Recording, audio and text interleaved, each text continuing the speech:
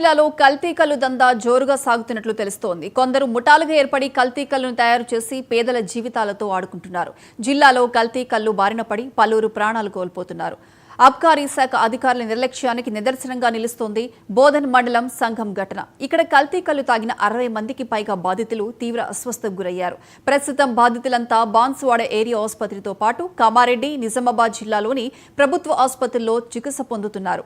ఇక దీనిపై మరింత సమాచారం నిజామాబాద్ ప్రభుత్వ ఆసుపత్రి నుంచి మా నిజామాబాద్ ప్రతినిధి మోహన్ అందిస్తారు. జిల్లాలో కల్తీ కల్లు మహమ్మారి మరోమారి తన విప్పింది. సుమారుగా 50 మంది కల్తీ కల్లు తాగి అస్వస్థకు గురయ్యారు. నస్రులాబాద్ మండలం దుర్గి గ్రామంలో మనతో పాటు బాధితున్నారు. ఆయనతో మాట్లాడే ప్రయత్నం చేద్దాం. చెప్పండి, మీకు ఎప్పటి నుంచి అనిపిస్తుంది, ఏం జరిగింది అసలు? నిన్న తాగినప్పటి నుంచి ఇట్లా అవుతుంది. 1 గంట తాగిన 3 గంటల నుంచి స్టార్ట్ అయిపోయింది. ఒళ్ళు నొప్పులు, కాళ్ళు నొప్పులు, మెడ నొప్పులు, అన్ని నరాలు ఇట్లా ఫిక్స్గా గుంజుకుపోతున్నాయి. మెడ ఏమో వంకర అయిపోవడం. నిన్న నుంచే కల్తీ కల్లుగా తాగడం. ఇంతకుముందు తాగినాం కాలే, వేరే దుకాణంలో కాలే, అది ఒకటే దుకాణంలో అయింది. సాయగాడు అని ఉంటాడు, అది ఒకటే దుకాణంలో. ఇక 50 మందికి ఒకటేసారి తాగినాం కాబట్టి 50 మందికి ఒకటేసారి ఫీవర్ వచ్చింది. ఇక అందరికి ఒకటేసారి ఇక 2 అవర్స్ అది తాగినప్పటి నుంచి 2 అవర్స్ నుంచి స్టార్ట్ అయిపోయింది. ఇక ఈ కాలు చేతులు గుంజుడు ఇట్లా వంకర అయిపోయాడు అన్నీ అప్పటి నుంచి 2 అవర్స్ తర్వాత స్టార్ట్ అయిపోయింది. ఇక ఇక్కడ మేము గవర్నమెంట్ హాస్పిటల్ పోయినాం బాన్సువాడ. అక్కడ నుంచి ఇక్కడ షిఫ్ట్ చేసిండ్రు. ఇక్కడ క్యూర్ కాదు, నిజామాబాద్ హాస్పిటల్ పోతేనే క్యూర్ అవుతుందని అక్కడ నుంచి ఇక్కడ షిఫ్ట్ చేసిండ్రు. బాన్సువాడ నుంచి ఇక్కడ షిఫ్ట్ చేసిండ్రు. ఇది బాధితులు చెప్తున్న విషయము. తాము కళ్ళు తాగిన తర్వాతే తమకు వాంతులు విరోచనాలు అవుతున్నాయని, దాంతో అధికారులు తీసుకొచ్చి తమకు నిజామాబాద్ జిల్లా కేంద్రంలో ఉన్నటువంటి ప్రభుత్వ ఆసుపత్రిలో చేర్పించడం జరిగిందని అంటున్నారు. మనతో పాటు మరో బాధితులు ఉన్నారు, వాళ్ళని మాట్లాడించే ప్రయత్నం చేద్దాము. చెప్పండి అమ్మా, ఎటు నుంచి వచ్చినామా మీరు? ఎక్కడి నుంచి వచ్చారు? ఏమైంది? అంకోలకి వెళ్ళి వచ్చినాం. కళ్ళు తాగింది. కళ్ళు తాగించింది, మాకు మత్త వచ్చింది. కాలు చేతులు గుంజుకుపోయినట్ట మత్త వచ్చినట్టు అయింది. పన్నది, కళ్ళు మూసుకున్నది, పిలిస్తే వలకలేదు.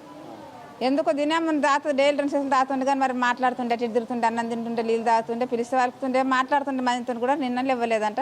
పన్నది అట్ట తాగి మత్తుగా ఇవ్వలేదు. ఇక పానం లేకన్నా మరి కళ్ళలో ఏం కలిపిర్రో ఏమో, మరి మంచిగా గట్ట గల్తీ చేస్తుర్రు, ఏం మత్తు మందులు వేస్తుర్రో ఏమో, అది ఇవ్వలేదు పెద్ద మనిషి అంతే. అది నిన్న సాయంత్రం. అది అంకోల్ కళ్ళు.